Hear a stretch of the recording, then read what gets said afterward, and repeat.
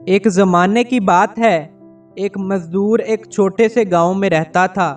وہ روز مٹی کھودتا، اسے اپنے گدھے پر لادتا اور بیچنے کے لیے بازار لے جاتا۔ ایک دن جب وہ مٹی کھود رہا تھا تو اسے زمین کے اندر سے ایک چمکدار پتھر ملا۔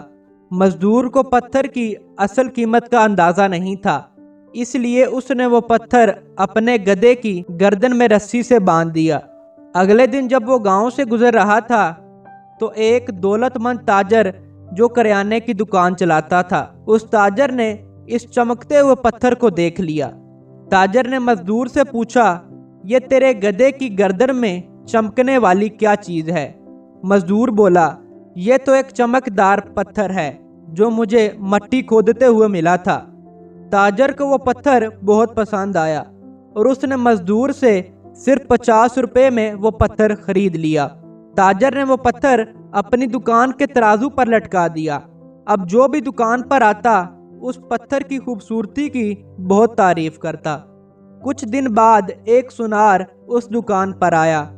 جب اس نے وہ پتھر دیکھا تو فوراً پہچان گیا کہ یہ کوئی عام پتھر نہیں بلکہ ایک قیمتی ہیرا ہے۔ سونار نے تاجر سے پوچھا، یہ کیا چیز ہے اور یہاں کیوں لٹکی ہے؟ تاجر نے کہا، یہ ایک چمکدار پتھر ہے جو میں نے ایک مزدور سے 50 روپے میں خریدا تھا۔ سونار بولا، کیا تم یہ پتھر مجھے بیچو گے؟ تاجر نے کہا، اگر تم لینا چاہتے ہو تو 100 روپے دو اور لے جاؤ۔ سونار چونکہ کنجوس تھا، بولا، میں تمہیں 80 روپے دے سکتا ہوں، اگر منظور ہو تو لے لو ورنہ میں جا رہا ہوں۔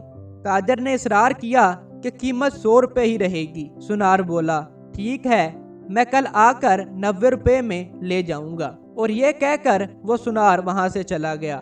اسی شام ایک دوسرا سونار وہاں سے گزرا۔ اس کی گاڑی خراب ہو گئی تھی، اس لیے وہ تاجر کی دکان کے پاس رکا۔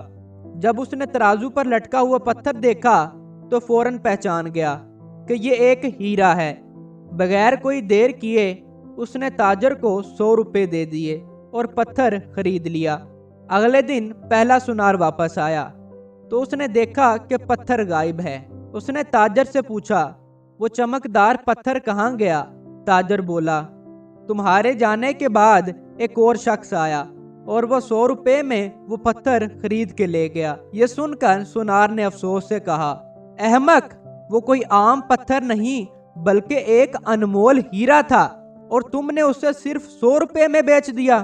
تاجر ہنس کر بولا، جناب، مجھے تو پتھر کی قیمت کا علم نہیں تھا، لیکن تمہیں تو پتا تھا، پھر بھی تم صرف 20 روپے کے چکر میں پڑ گئے، اس لیے اصل بیوقوف تم ہو جس نے صرف 20 روپے کے لالچ میں ایک قیمتی ہیرا گنوا دیا۔ اس کہانی سے یہ سبق ملتا ہے کہ کنجوسی صرف وہاں کرو جہاں ضروری ہو۔ ہر جگہ کنجوس بنو گے تو بڑی چیزیں بھی کھو دو گے۔